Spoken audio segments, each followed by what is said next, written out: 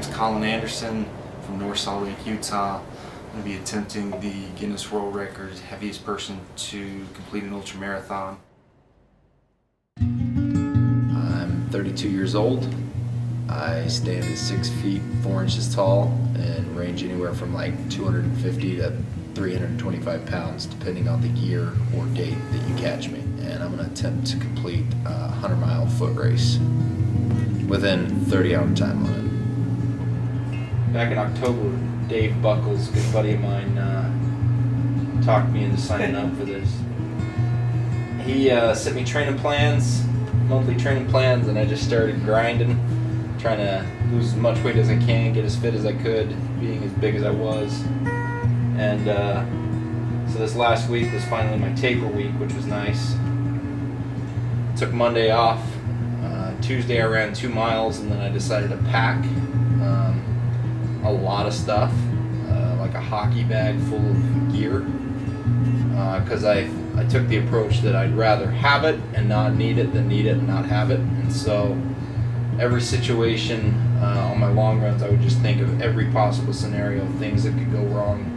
Apparently there's a live alligator in the park, but every scenario in between, alligator eating my leg and me running faster than anybody else, I tried to cover everything in between. We're less than 2 minutes out. And once again, welcome to the Rocky Raccoon presented by Ultra 2016. You guys made it. The hard part's done, right? You got here. Now you just got to run a few miles. We have dozens of states represented. Multiple countries came in this morning, this week. So we are on to a wonderful, really wonderful race. Thanks for making it out here. You guys have a blast. Don't run over the timer, please. Be nice to the timer. Taylor, you filming? Yep. Oh yeah, the timer has just requested to please don't get any mud and dirt on his timing chips.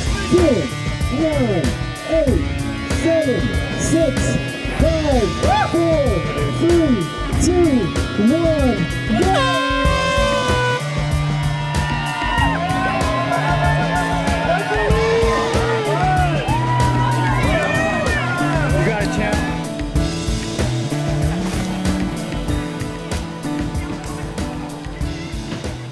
I feel that running's always been a part of my life in some aspect. I always looked at it as running was a punishment because I always grew up playing team sports, basketball, football. Anytime somebody messed up, you had to get on the line or you had to start running some sort of a wind sprint, so I always hated it. But as a kid, I grew up swimming, biking, and running, just playing. In September of 2011, I'd signed up earlier that year for the Pine to Palms 100 miler. I unfortunately made it like 40 miles in and I had to pull the plug. I just ran out of time. And I look back at that race and I was pretty broken. And I would say that's the first time I ever really failed, so to speak, from a physical aspect. And I was just disheartened. I've never not finished a race. And so in the race industry, they call it a DNF, a did not finish.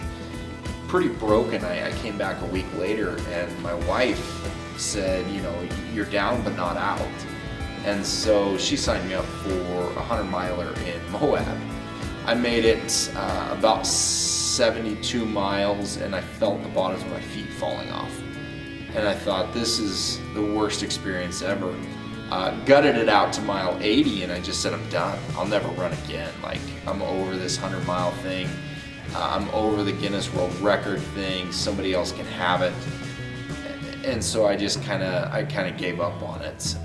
So I consider that my second DNF, or did not fight, in my opinion. Come sit down, let me get you what you need. All right. We have 6.5 hours. All right. I cannot. That's a great mindset right there, buddy.